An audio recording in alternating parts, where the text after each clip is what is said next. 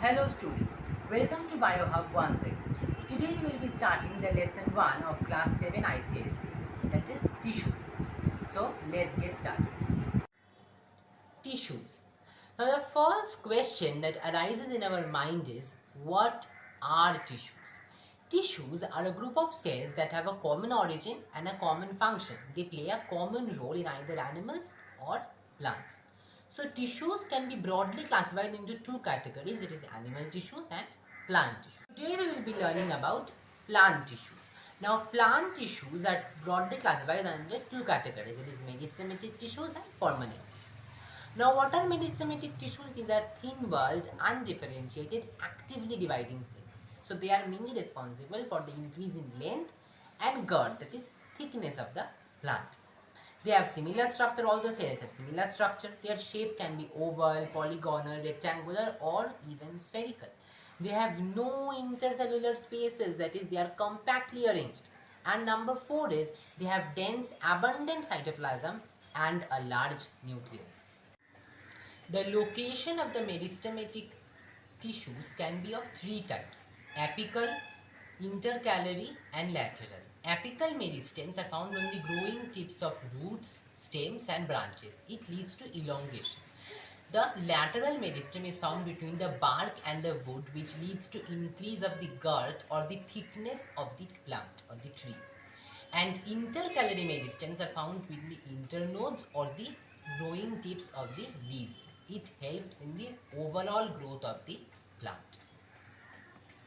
Meristematic tissues. What are the functions? First of all, they act as the parent tissues from which other tissues develop.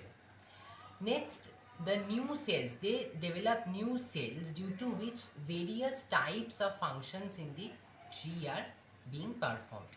And the next is that meristems help in the regular formation of leaves, branches, fruits, flowers, etc. Permanent tissues. These are formed by the continuous division of the meristematic tissue. These newly formed cells elongate, mature, and get differentiated into various types of the tissues. These are the cells that have lost the power of division and have attained their definite form and size. They form the bulk of the plant body. They may be dead or living. Depending upon their structure, they are classified into permanent tissues are further classified into two types: simple permanent and complex permanent. Simple permanent tissues are of three types: parenchyma, collenchyma and sclerenchyma. Whereas the complex permanent tissues are of two types: xylem and phloem. Together they are known as the vascular bundle. Under simple permanent tissues, we have parenchyma, collenchyma and sclerenchyma.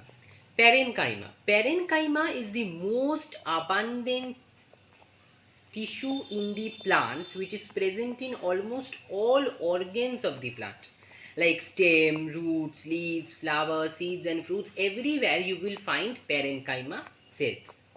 Now what are the structure?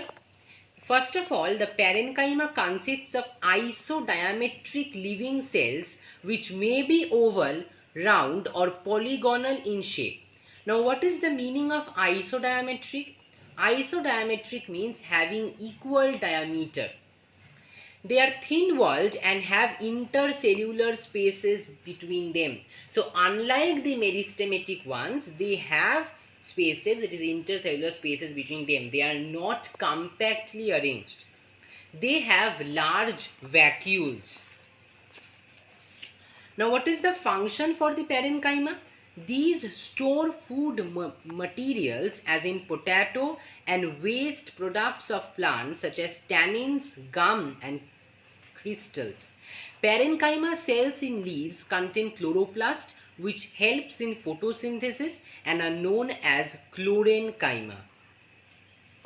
Next is collenchyma. This tissue have living cells which are usually elongated and thick at corners.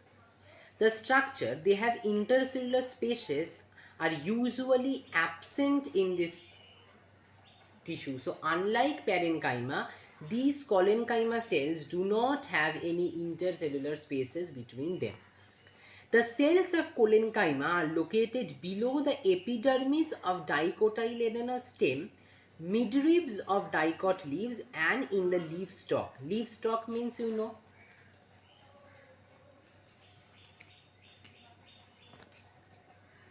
If this is a leaf, then this is the leaf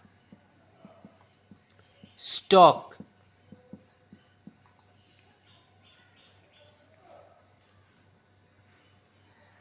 This is the midrib.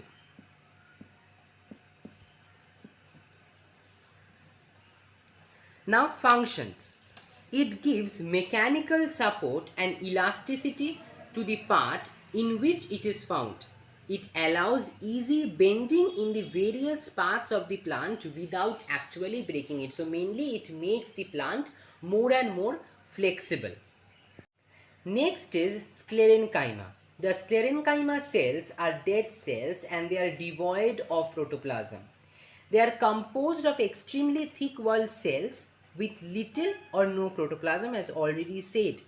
The cells are highly elongated, narrow, and spindle shaped. Now, spindle shaped means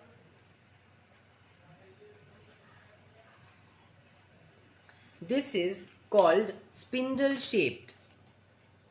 The intercellular space is absent in them. The sclerenchyma occurs in abundance in the stems, roots, veins of leaves, and hard coverings of seeds and nuts.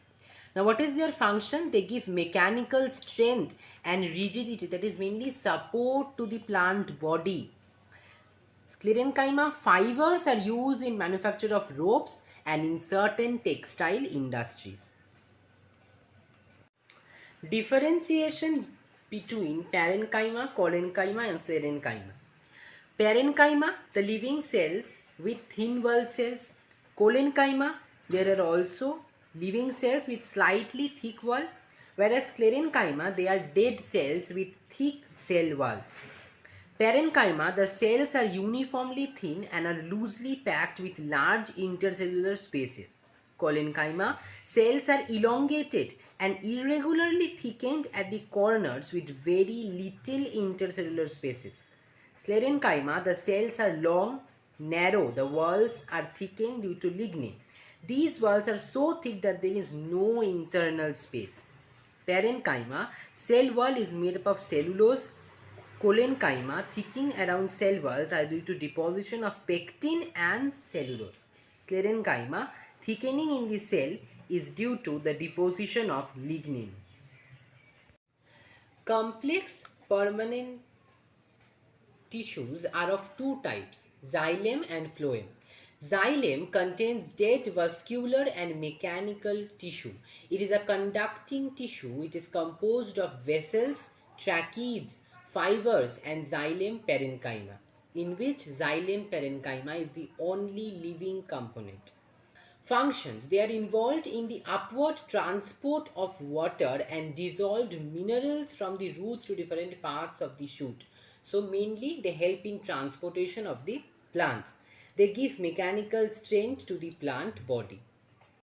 Next is phloem. Phloem is a living conducting tissue which contains different types of cells such as sieve tubes, phloem fibers, phloem parenchyma and companion cells. Now phloem transports photosynthetically prepared food. So the food, when it is by photosynthesis, when the food is prepared, phloem transports the food to various organs of the plant. They also provide mechanical support to the plant tissue. So this was the first part of class 7 lesson 1, the tissues chapter. If you have any problem regarding this video, you can comment in the comment section or you can DM me or comment in my Instagram account. If you like the video, please do like, share and subscribe. For more such videos, subscribe to my channel BioHub. Thank you.